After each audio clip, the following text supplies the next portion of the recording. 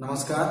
आज हम भारत में राष्ट्रवाद से संबंधित कुछ महत्वपूर्ण घटनाक्रमों को इस वीडियो के माध्यम से जानने का प्रयास करेंगे कि आखिर महात्मा गांधी जो सहयोगी हुआ करते थे, अंग्रेजों के हमेशा साथ दिया करते थे, हमेशा अंग्रेजों का साथ देने की बात किया करते थे, जिसके कारण से अंग्रेजों ने उन्हें केसरी हिंद की उपाधि दी थी और उन्हें भर्ती करने वाला सार्जेंट भी कहा जाता था।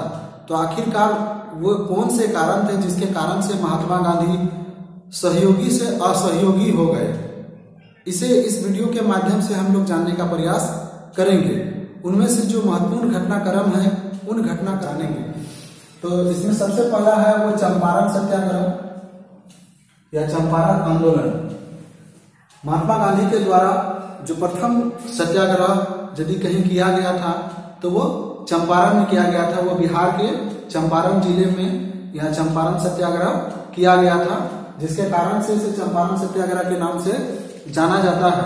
वस्तुतः महात्मा गांधी दक्षिण अफ्रीका से 9 जनवरी 1915 में भारत आने के पश्चात अहमदाबाद में सत्याग्रह आश्रम की स्थापना की और यही सत्याग्रह आश्रम बाद में जब साबरमती नदी के किनारे स्थानांतरित कर दिया गया तो इसे साबरमती आश्रम के नाम से जाना जाता है।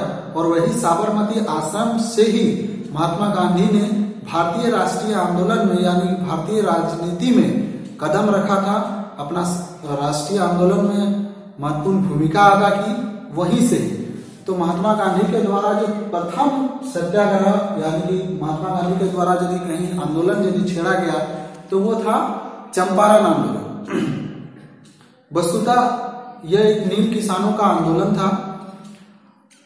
अंग्रेजों ने भारतीय किसानों के साथ में एक अनुबंध या एग्रीमेंट करके रखा था, जिसके तहत में भारतीय किसानों को अपने कृषि जन्य क्षेत्र के यानी कि जो खेती योग्य भूमि थी उस भूमि के 3/20 हिस्से पर नील की खेती करना अनिवार्य किया गया था। और ये 1 बीघा जो 1 बीघा होता था, 1 बीघा बराबर 20 कट्ठा हुआ करता था। 1 बीघा बराबर 20 कट्ठा हुआ करता था, यानी कि 3/20 हिस्से पर उसको नील की खेती करना अनिवार्य किया गया था अंग्रेजों के द्वारा। और ये साथ ही साथ ये जो नील का उत्पादन होता था उसके दाम भी वो निर्धारित कर चुके थे। अंग्रेजों ने उनका दाम पूर्व में ही निर्धारित कर देते थे और ये भारतीय किसानों का जो नील उत्पादन होता था वो उसे अंग्रेजों को ही बेचना पड़ता था, उसे बाध्य किया जाता था। वो दूसरे को वो बेच नहीं सकते थे, अंग्रेजों को ही बेचना पड़ता था, जिसके कारण से जो भारतीय किसानों को आर्थिक क्षति हो रही थी, बहुत नुकसान हो रहा था, जिसके कारण से भारतीय किसान नील का खेती करना नहीं चाह रहे थे। चूंकि 3/20 हिस्से पर नील का खेती करना अनिवार्य किया गया था, इस कारण से इसे 3 कठिया पद्धति के नाम से भी जाना जाता है। 3 कठिया पद्धति, क्योंकि वो 3/20 हिस्से पर यानी कि 1 बीघा बराबर जो 20 कट्ठा होता था तो 3/20 हिस्से पर नील का खेती करना अनिवार्य था। तो जिसके कारण से इसे 3 कठिया पद्धति कहा जाता था। और साथ ही साथ अंग्रेजों ने उसी अनुबंध के तहत में यह भी निर्धारित कर दिया था उनको कितना रुपया देना है। अंग्रेज पहले ही निर्धारित कर देते थे फसलों के दाम और उन्हें अंग्रेजों को ही बेचना पड़ता था। जो भारतीय किसान होते थे वो किसान अंग्रेजों को ही अपना फसल बेचना पड़ता था, जिसके कारण से भारतीय किसानों को आर्थिक क्षति हो रही थी, आर्थिक नुकसान हो रहा था। उनको जितना लाभ मिलना चाहिए था वो लाभ नहीं मिल पा रहा था, जिसके कारण से भारतीय किसान अंग्रेजों से बहुत असंतुष्ट थे। और इसी असंतुष्टता के परिणाम स्वरूप जो बिहार के किसान नेता थे राजकुमार शुक्ल ने महात्मा गांधी से लखनऊ में मुलाकात की और चंपारण के किसानों की समस्याओं के विषय में महात्मा गांधी को अवगत कराया। तो महात्मा गांधी उन समस्याओं को जानने के पश्चात चंपारण आने के लिए उन्होंने हामी भरी, वो चंपारण आने के लिए राजी हो गए और वो चंपारण आए। चंपारण आने से पहले यानी कि चंपारण में घुसने से पहले अंग्रेजी अधिकारियों के द्वारा उन्हें रोक दिया गया तब महात्मा गांधी ने वहीं से सत्याग्रह करने की घोषणा कर दी थी, जिसके कारण से अंग्रेज अधिकारी वो झुक गए। अंततः उन्हें चंपारण घुसने की इजाजत दी गई, उन्हें चंपारण जाने दिया गया। और 19 अप्रैल 1917 को राजेंद्र प्रसाद देसाई, जेबी कृपलानी के साथ मिल करके जो चंपारण के नील किसानों की समस्याओं को लेकर के जो महात्मा गांधी ने जो आंदोलन छेड़ा, कहा चंपारण में, उसे ही चंपारण आंदोलन की संज्ञा दी गई। यह चंपारण सत्याग्रह, क्योंकि ये महात्मा गांधी के द्वारा सबसे प्रथम बार सत्याग्रह का प्रयोग यदि कहीं पर किया गया था तो वो बिहार के चंपारण जिला में किया गया था। इस कारण से उसे चंपारण सत्याग्रह के नाम से जाना जाता है। महात्मा गांधी के द्वारा बढ़ते विरोध प्रदर्शन के कारण से अंग्रेजी सरकार को झुकना पड़ा और उसने एक जांच आयोग का गठन किया और भारतीयों से अवैध रूप से वसूले गए 25% कर को भारतीय किसानों को वापस करना पड़ा। यह महात्मा गांधी के ही नेतृत्व का प्रतिफल था कि जिसके कारण से अंग्रेजी सरकार को झुकना पड़ा और 3 कठिया पद्धति को समाप्त कर दिया गया इस पद्धति को। और जो 25% कर वसूले गए थे उन करों को भी वापस करना पड़ा। महात्मा गांधी के इस नेतृत्व को देख करके रविन्द्रनाथ ठाकुर ने उन्हें महात्मा की उपाधि दी और इस तरह से ये आंदोलन समाप्त हो गया। बढ़ते हैं महत्वपूर्ण घटनाक्रम की ओर, जो भारत में राष्ट्रवाद के उदय में महत्वपूर्ण भूमिका निभाए। रॉलेट एक्ट भारत में बढ़ रहे संतोष, अंग्रेजों के खिलाफ में बढ़ रहे जन असंतोष और क्रांतिकारी गतिविधियों को कुचलने के उद्देश्य से अंग्रेजी सरकार ने सर सिडनी रॉलेट की अध्यक्षता में एक कमेटी का गठन 1917 ईस्वी में किए और इस कमेटी के सुझावों के आधार पर 18 मार्च 1919 को केंद्रीय विधान परिषद में एक कानून पास किया गया जिसे रॉलेट एक्ट के नाम से जाना जाता है। चूंकि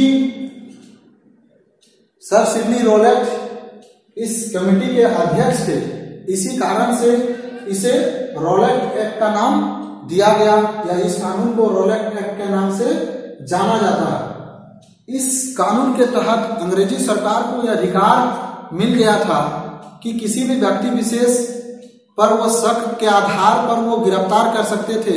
यदि किसी भारतीय पर उन्हें शक होता था कि वो क्रांतिकारी गतिविधियों में लिप्त है, संलिप्त है, मिले हुए हैं, क्रांतिकारी गतिविधियां कर रहे हैं, तो वो इस कानून के तहत में वो गिरफ्तार कर सकते थे और गिरफ्तार करके 2 साल उन्हें जेल में बंद कर सकते थे। वो जब तक चाहती थी तो सरकार जिसको चाहती थी उसको पकड़ करके इस कानून के तहत में वो गिरफ्तार कर सकती थी। गिरफ्तार व्यक्ति विशेष को न तो अपने बचाव करने के लिए वकील करने की इजाजत होती थी, न ही वो कहीं अपील कर सकता था और न ही दलील दे सकता था। इस कारण से भारतीयों ने इसे काला कानून कहा था और इनका विरोध किया था। महात्मा गांधी ने इसके खिलाफ में 6 अप्रैल 1919 को सत्याग्रह करने की घोषणा कर दी। लोग हड़ताल प्रदर्शन करना प्रारंभ कर दिया, इसकी आलोचना की और आलोचना करने के पश्चात सत्याग्रह सभा की भी स्थापना कर दी और देश भर में हड़तालों का आयोजन किया गया था। वस्तुतः अंग्रेजी सरकार क्रांतिकारी गतिविधियों को कुचलने के नाम पर भारतीयों के व्यक्तिगत स्वतंत्रता को ही खत्म कर देना चाहती थी। वो चाहती थी कि भारतीय राजनीति में हिस्सा ही ना ले सके। इस कानून का, इस रॉलेट एक्ट का मुख्य उद्देश्य यही था कि व्यक्ति विशेष राजनीति में हिस्सा ही ना ले सके, अंग्रेजों की नीतियों को प्रभावित ही ना कर सके। क्रांतिकारियों के नाम पर वो भारतीयों के व्यक्तिगत स्वतंत्रता को ही खत्म कर देना चाहते थे। बढ़ते हैं प्रमुख घटनाक्रम की ओर। रॉलेट एक्ट के विरोध में जगह जगह पर विरोध प्रदर्शन किया जा रहा था। पूरे भारतवर्ष में विरोध प्रदर्शन का आयोजन किया जा रहा था। इसी बीच पंजाब के 2 मशहूर नेता डॉक्टर सतपाल और डॉक्टर सैफुद्दीन किचलू को रॉलेट एक्ट के तहत गिरफ्तार कर लिया गया था। इसी गिरफ्तारी के विरोध में 13 अप्रैल 1919 को 13 अप्रैल 1919 को जालियांवाला बाग में एक सभा का आयोजन किया गया था। यह बैसाखी का दिन था। बैसाखी पंजाब हरियाणा विशेष में रबी फसल की कटाई के उपलक्ष्य में एक त्योहार के रूप में मनाया जाता है और बैसाखी के दिन में ही खालसा पंथ की भी स्थापना की गई थी, जिसके कारण से बैसाखी सिखों का भी पवित्र दिन था। उस दिन जालियांवाला बाग में, पंजाब के अमृतसर शहर के जालियांवाला बाग में एक सभा का आयोजन किया गया था और ये बाग चारों तरफ से ऊंची ऊंची दीवारों से घिरा हुआ था। उसमें निकलने और बाहर जाने का एक संकरा सा रास्ता था, एक पतला सा रास्ता था जो 7-7.5 फीट ही चौड़ा था। उसी रास्ते से होकर के इस सभा स्थल पर यानी कि इस बाग में लोग जाते थे और बाहर आते थे। तो जनरल डायर ने इस बाग को चारों तरफ से घेर करके इसके मुख्य द्वार पर अपने सैनिकों के साथ, वो 90 सैनिकों के साथ वो आया था और उसके मुख्य द्वार पर खड़े होकर के 1650 राउंड गोलियां, जो निहत्थी भीड़ थी, जो सभा स्थल पर शांतिपूर्ण सभाओं का आयोजन किया जा रहा था, लोग भाषण दे रहे थे शांतिपूर्ण तरीके से, उस सभा स्थल पर बिना किसी चेतावनी के अपने 90 सैनिकों के साथ आने के पश्चात 1650 राउंड गोलियां दाग दी, यानी कि 1650 गोलियां उस नियति भीड़ पर दाग दी गई। जो सरकारी रिपोर्ट है उस रिपोर्ट के अनुसार 379 यानी कि 379 लोग मारे गए। उन मारे गए लोगों में से 337 पुरुष थे, 41 नाबालिग बच्चे और एक 6 सप्ताह का बच्चा भी सम्मिलित था और हजारों की संख्या में लोग घायल भी हुए थे। चूंकि यह घटना जालियांवाला बाग में घटित हुई थी या घटना घटी थी, जालियांवाला बाग में यह घटना घटी थी, जिसके कारण से इसे जालियांवाला बाग हत्याकांड के नाम से जाना जाता है और ये भारत के सबसे दुखदायी घटनाओं में से एक था। इसी घटना के विरोध में या इसी घटना के कारण से रविन्द्रनाथ ठाकुर ने नाइट या नाइटहुड की उपाधि अंग्रेजों को वापस कर दी। वायसराय के कार्यकारिणी के सदस्य शंकरन नायर ने त्यागपत्र दे। जालियांवाला बाग हत्याकांड के कारण चारों तरफ से बढ़ते दबाव के कारण से अंग्रेजी सरकार ने लॉर्ड हंटर की अध्यक्षता में एक जांच कमेटी गठित की, जिसे हंटर आयोग की संज्ञा दी गई है, हंटर आयोग कहा जाता है। इसी हंटर आयोग ने अपनी जांच रिपोर्ट यानी जांच करने के पश्चात अपना रिपोर्ट प्रस्तुत किया, जिसके फलस्वरूप ये कहा गया कि उस समय तत्कालीन परिस्थिति में जनरल डायर के द्वारा जो किया गया कदम था वो सही था, लेकिन उन्होंने जो कार्य किया, जो अत्यधिक बल का प्रयोग किया, वो सही नहीं था। महात्मा गांधी ने इसे पन्ने दर पन्ने की लिपापोती की संज्ञा दी। सिर्फ जनरल डायर को सजा के तौर पर उन्हें बर्खास्त कर दिया गया। लंदन में उन्हें सम्मानित किया गया, उनके सम्मान में लोगों के द्वारा भाषण दिया गया और उसे स्वॉर्ड ऑफ ऑनर भी दिया गया। साथ ही साथ 2600 पाउंड की राशि भी उन्हें जालियांवाला बाग हत्याकांड का बदला उधम सिंह के द्वारा 1940 ईस्वी में उन्हें लंदन में मार करके लिया। करते हैं एक और प्रमुख घटनाक्रम की ओर। भारतीय मुसलमान टर्की के सुल्तान को अपना धर्मगुरु या खलीफा मानते थे। खलीफा एक पद होता था जो भारत के मुसलमान उस खलीफा पद में बैठने वाले व्यक्ति विशेष को अपना धर्मगुरु था। विश्व युद्ध के पश्चात यानी कि जो प्रथम विश्व युद्ध हुआ था 1914 से लेकर के 1918 में, 1914 से 1918 के बीच में जो युद्ध हुआ था, इसमें अंग्रेजों ने भारतीयों के साथ ये वादा किया था कि किसी भी प्रकार से तुर्की का विभाजन नहीं किया जाएगा, तुर्की को क्षति नहीं पहुंचाई जाएगी। लेकिन प्रथम विश्व युद्ध के बाद सेब्र की संधि के तहत तुर्की का विभाजन कर दिया गया, खंड खंड में बांटने की योजना बन रही थी।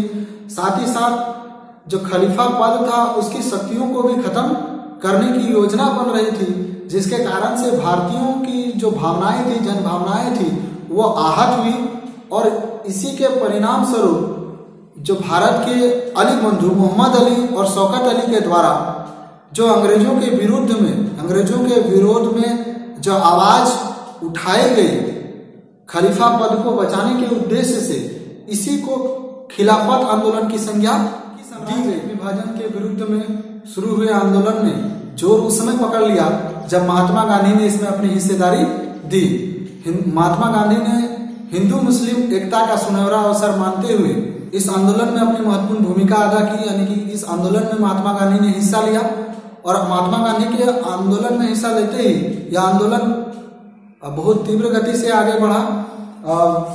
1919 में ऑल इंडिया खिलाफत कमेटी का गठन किया गया और उसी में 17 अक्टूबर 1919 को खिलाफत दिवस के रूप में मनाया गया। सितंबर 1920 में कांग्रेस के विदेश अधिवेशन में यह प्रस्ताव पारित किया गया कि अंग्रेजों के विरुद्ध में सीधी कार्रवाई किया जाए और विधान परिषदों के विरुद्ध में आंदोलन आगे बढ़ता रहा। लेकिन 1922 आते आते यह आंदोलन धीरे धीरे शिथिल पड़ता चला गया और जब मुस्तफा कमल पाशा के नेतृत्व में, जब तुर्की में मुस्तफा कमल पाशा के नेतृत्व में जब सरकार का गठन किया गया तो खलीफा पद को समाप्त कर दिया गया, अंत कर दिया गया और इस तरह से खिलाफत आंदोलन का अंत हो गया, समापन हो गया। इस प्रकार हम देखते हैं कि महात्मा गांधी जो सहयोगी हुआ करते थे, अंग्रेजों के हमेशा से सहयोग करने की प्रवृत्ति अपना रहे थे, वो एकाएक सहयोगी से असहयोगी नहीं हो गए। इसके पीछे बहुत सारे कारण थे जिसके कारण से महात्मा गांधी सहयोगी से असहयोगी हो गए। चंपारण आंदोलन, रॉलेट एक्ट, जलियांवाला बाग हत्याकांड, खिलाफत के मुद्दे को लेकर के महात्मा गांधी जो अंग्रेजों के हमेशा साथ में हुआ करते थे, केसरे हिंद की भी उपाधियां दी गई थी, वो महात्मा गांधी सहयोगी से असहयोगी हो गए। इसके पीछे किसी एक कारण का हाथ नहीं था, बल्कि इन सारे कारणों का हाथ था। तो मैं आशा करता हूं कि इस वीडियो के माध्यम से आपने इन सारे कारणों को जानने के पश्चात महात्मा गांधी असहयोगी से सहयोगी से असहयोगी क्यों हो गए, इसे आपने जान लिया होगा। अगले वीडियो में मैं असहयोग आंदोलन के विषय में बतलाऊंगा। वीडियो देखने के लिए बहुत बहुत